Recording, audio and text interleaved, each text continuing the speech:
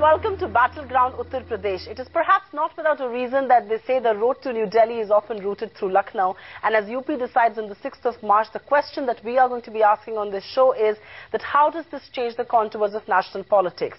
Will this perhaps propel policy making, or will it be a setback for the UPA? The other big question is there a disconnect between issues that New Delhi debates and what really impacts the common man? And more important than all, why is the fortune of business and India Inc. so interlinked and intertwined with what's happening in Uttar Pradesh and what will perhaps happen on the 6th of March? And more than anything else, what about the brands that this election has created? An Akhilesh Yadav or a Rahul Gandhi for that matter. Joining me on this show, a very eminent panel of experts. We've got Salman Khurshid, the Union Minister for Law and Justice, Rajnath Singh, the former Chief Minister of Uttar Pradesh and also a very senior leader of the BJP. We've also got Dilip Padgaonkar, the consulting editor of the Times of India, and Swaminathan Iyer, the consulting editor of the Economic Times. We're going to begin with the Union Minister on the show. Don't you agree with me when I say that whatever the verdict in UP is, it will perhaps have repercussions, it will perhaps have an impact on policy making in the centre? Well, I think yes, in many ways. One is that as we saw last session of Parliament during the Lokpal legislation being attempted to be passed in the upper house, a lot of political parties were not concentrating on what was immediately on the table. They were looking at possibilities outside Parliament. So what would happen in elections, how they can score in elections, how they can clear the pitch for the Congress party, etc. I think that will be over. They will wrap up their shenanigans and get back to serious work. We would, of course, have to reach out and make an attempt at a meaningful dialogue because given our numbers in Parliament, we need to take on board other political parties, particularly on issues that concern the larger spectrum of national economic aspirations. So we'll work on that. Let's get back to Parliament and hope that everyone comes to Parliament in the spirit of wanting to work rather than stalling it once again. All right, he does agree that he has to reach out, but the fact is that there has been a huge stalemate and a standoff between the government on one hand and the opposition on the other, and which is why we need to get in Rajnath Singh on this discussion. Mr. Singh, it's a pertinent question to ask you that this kind of a standoff hasn't really been seen. I mean, it's a very offensive opposition, and the standoff has only worsened with every passing session of Parliament. What do you make of this? I mean, you know, at one level there is a government which is very adamant, according to you very arrogant. On the other level, the government believes you being a very lousy, you being a very irresponsible opposition, but somebody's got to make the first move. Somebody's got to break the stalemate. There are important economic issues that are waiting for the two of you to get together. Who will make that first move? देखिए, केवल economic issues ही नहीं बल्कि मैं समझता हूं security related भी जो issues होते हैं, चाहे इंटरनल सिक्योरिटी का हो, चाहे एक्सटर्नल सिक्योरिटी का, चाहे फॉरेन पॉलिसी से रिलेटेड इश्यूज हों, तो उसमें बराबर गवर्नमेंट को, हेल्दी डेमोक्रेसी का मतलब यह होता है कि गवर्नमेंट को बराबर कोशिश करनी चाहिए अपनी तरफ से अपोजिशन को भी कॉन्फिडेंस में लेने की, कंसेंसस बनाने की कोशिश करनी चाहिए. कंसेंसस बनता है कि नहीं बनता है यह एक अलग का प्रश्न है, लेकिन एफर्ट तो गवर्नमेंट की तरफ से होना ही चाहिए. All right, fair point indeed. The government has to make the first move to break the stalemate because they really are the treasury benches and the onus of policy making, at least for the next 2.5 years, lies on the UPA and not on the NDA. Fair point, sir. But we're going to shift focus and talk about corporate India, how much of this verdict is really going to impact their fortunes. And let's get in Dilip Padgaonkar at this stage. Dilip, good to have you on this show. There is so much that has been written and said about how fortunes of businesses are interlinked with the UP verdict on the 6th of March. Everybody, global investors, India Inc., everybody is watching this verdict with bated breath.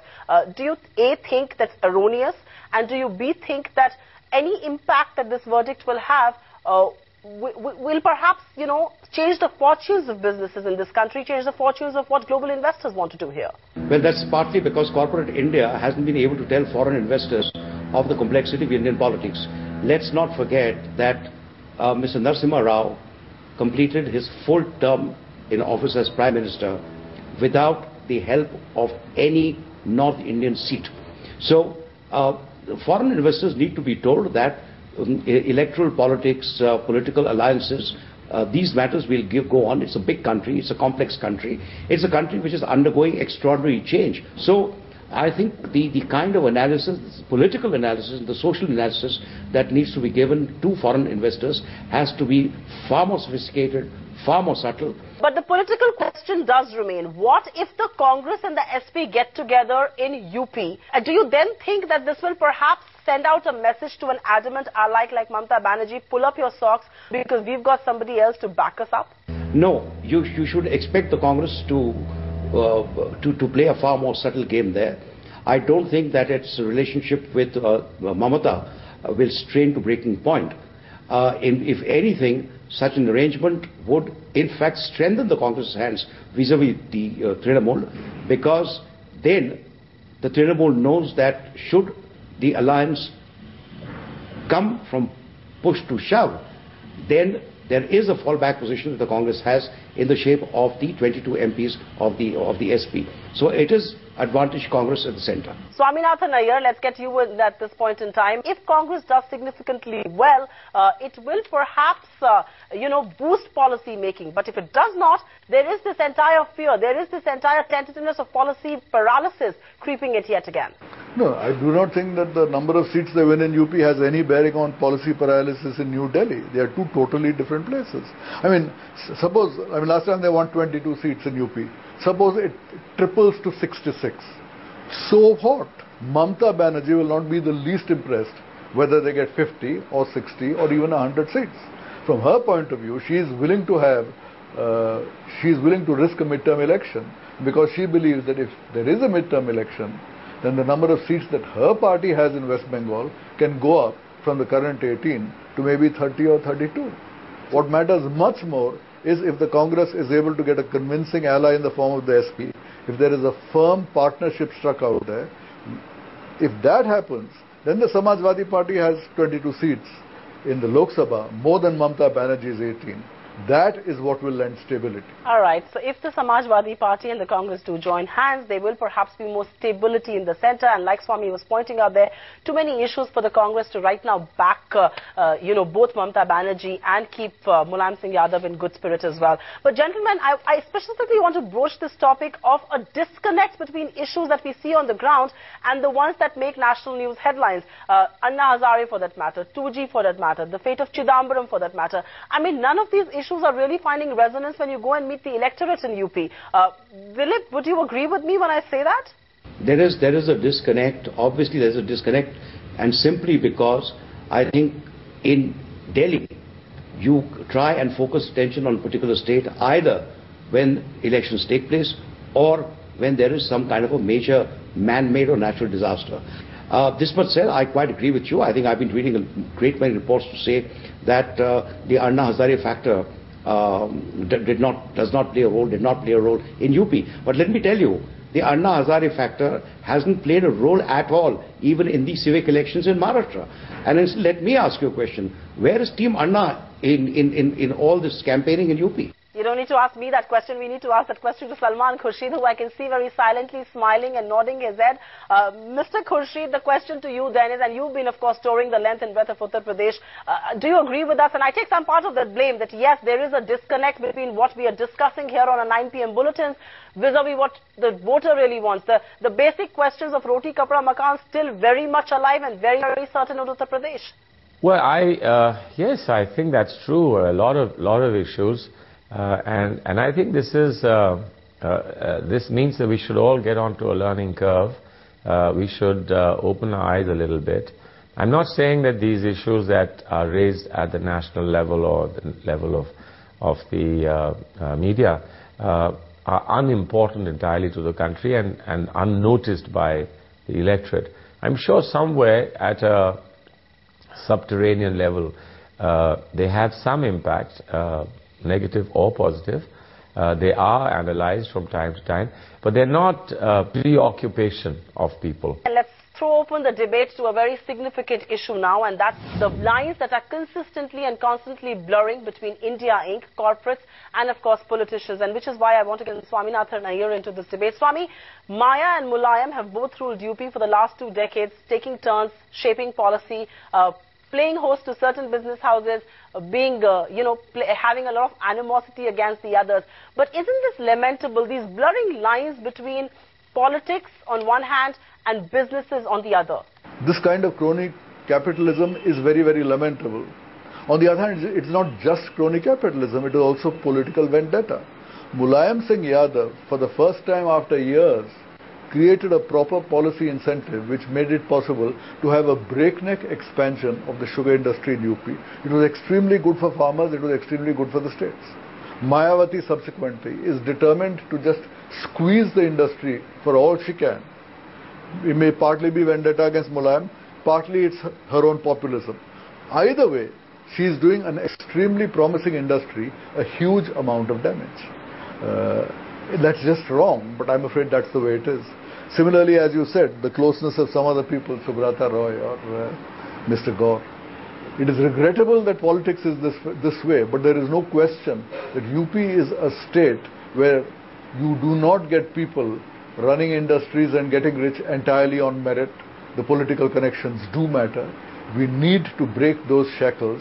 I'm not quite sure how long it will take. Salman Khurshid, the question to you is very much the same. It is a development that has happened. You cannot deny that, especially in Uttar Pradesh. There are particular business houses that are close to Mayawati. There are others who are close to Mulayam Singh Yadav, and which is why one way or the other their fates will be decided as well on the 6th of March. This is a development you cannot miss. That's a bit sad. I've often joked with people that said the corporate houses that control UP don't change with elections. Only the governments that they control change. And I hope that this will come to an end now with the upsurge in the Congress party. Of course, it's a kind of a monopoly situation. Only a handful of people who know how to handle UP politics are there, and therefore they control. If we get a larger number of corporates coming into UP, greater investment coming into UP, there will be, in that sense, a democratization of the corporate landscape in Uttar Pradesh, and therefore less reason to worry about unholy alliances between those corporates who operate in UP and the decision making and policy making of the UP government. I like the phrase that you use, democratization of the corporate landscape. So it's not just democracy or the dance of it in Uttar Pradesh in these elections, but we're perhaps aiming at a democracy as far as corporate India in that state is concerned. Let's get in Rajnath Singh on this very crucial issue, because this is an issue that concerns a lot of us here. Mr. Singh, there is a nexus of sorts between politics and business, and the so many scams that have been unearthed in the last 2 years have perhaps proven that more than ever, and that nexus hasn't escaped Uttar Pradesh either. आप मुझसे सहमत हैं इस बात को लेकर कि इस तरह का एक नेक्सस है? नहीं, मैं समझता हूं कि कोई नेक्सस से नहीं बनता है तो वो बहुत ही अनफॉर्चुनेट है, लेकिन मैं समझता हूं कोई चीफ मिनिस्टर यदि इस प्रकार का यहां पर एक वातावरण पैदा करता है ताकि बाहर से लोग आकर मैक्सिमम यहां पर कैपिटल इन्वेस्ट कर सकें, तो ये तो खुशी की बात होगी, लेकिन कोई नेक्सस नहीं बनना चाहिए जो पॉलिटिशियंस और कैपिटलिस्ट के बीच. But are you denying to me here that there are corporate houses that are very close to Mayawati, there are corporate houses that are very close to Mulayam Singh Yadav. They are at receiving ends of each other when either of the governments do come, and this is a really cyclical process. अब nexus है या नहीं है, मैं किसी के ऊपर कोई एलिगेशन नहीं लगाना चाहता हूं, लेकिन मैं यह महसूस करता हूं कि उत्तर प्रदेश में एसपी और बीएसपी की गवर्नमेंट के रहते हुए मैंने जैसा कैपिटल इन्वेस्टमेंट यहां पर होना चाहिए वो बिल्कुल नहीं हुआ है. That's true. The investment or the capital investment or the development in Uttar Pradesh hasn't happened, and which is why one of the key issues in Uttar Pradesh in this election is not just caste, creed, the temple or the non-temple issue. It continues to be, like I keep saying, the roti kapda makan, the whole development agenda. But I'm going to talk more politics with Dilip Patgaonkar at this stage. Dilip, for some strange reason, BJP is not being spoken about. It isn't top of mind like the rest of the other three parties are. What do you think has gone wrong with the BJP? What's gone wrong with the BJP is what went wrong for the BJP in the last general elections. I had said at that time, and I reiterate, that identity politics has run out of steam. And the BJP is clearly unable to get away from identity politics. I think you need new language, you need new thinking, you need new ways of approaching people. And of course there are paradoxes. The people who turned up in droves for the Anna Hazare rallies, those very people didn't turn up in droves for the civic elections in Maharashtra. The federal structure is evolving, and we need to come to grips with this new reality, which alas, the BJP is unable to do. It's ironical, isn't it? You talk about those droves of people rallying behind Anna Hazare, and one of his very own, Kejriwal, could not vote in Ghaziabad. First, he was traveling to Goa, and then, of course, his name was missing in the voters list. So, yes, all those people who talk about policy making and how the parliament cannot give an able Lokpal do not cast their ballot, and, of course, we at ET Now do not support that at all. But Rajnath Singh, because Dilip Padgaonkar says that the politics of, the politics of ideology has to be sustained, the politics of identity is dead. I'm going to ask you that in this election, Rahul Gandhi के बारे में बहुत बात हुआ है, अखिलेश यादव की बढ़त के बारे में हुआ है, even fact मायावती के हाथियों के बारे में हुआ है, but that buzz about BJP is missing a little. Will you agree with me, and where is that buzz? BJP के बारे में आपने कहा कि लगातार एसपी और बीएसपी की गवर्नमेंट्स यहां पर बन रही हैं, बीजेपी और कांग्रेस की नहीं बन रही हैं, तो कांग्रेस तो इस समय अपनी धरातल की तलाश कर रही है, लेकिन बीजेपी का जहां तक सवाल है, 2002 में जो बीजेपी का अलायंस बीएसपी के साथ हुआ, उसे मैं मानता हूं कि एक बहुत बड़ा ब्लंडर था। जनता ये नहीं चाहती थी कि बीजेपी का बीएसपी के साथ अलायंस हो, और उस अलायंस थर्ड टाइम वो अलायंस बीएसपी के साथ हुआ था। उससे बीजेपी के लिए एक बहुत बड़ी एक क्रेडिबिलिटी का सवाल खड़ा हो गया। इस कारण 2007 में भी बीजेपी को जो सक्सेस हासिल होनी चाहिए थी वो नहीं हो पाई, लेकिन अब बीजेपी पूरी पार्लियामेंट्री बोर्ड ने बैठकर एक प्रकार से डिसीजन किया है कि बीजेपी का अलायंस बीएसपी अथवा एसपी किसी के साथ नहीं होगा।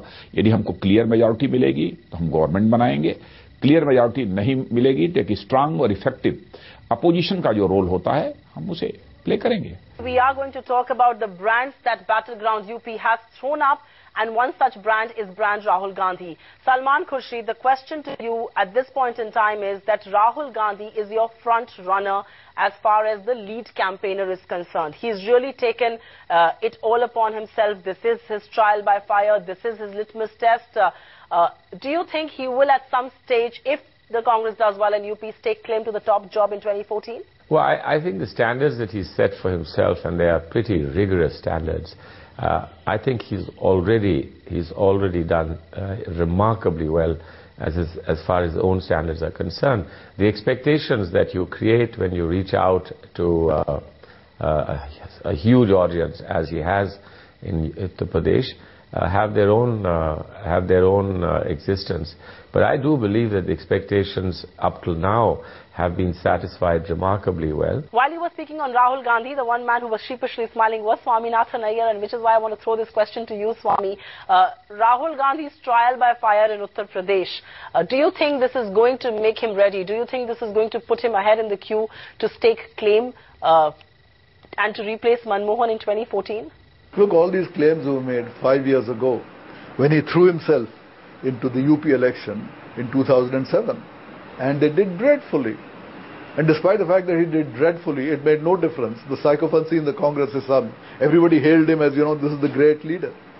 And then again he threw all his energy, if you remember, to the Bihar election 2 years ago.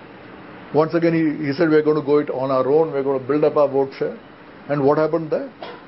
They had absolute collapse in vote from, I think, from 10 seats to 4 seats.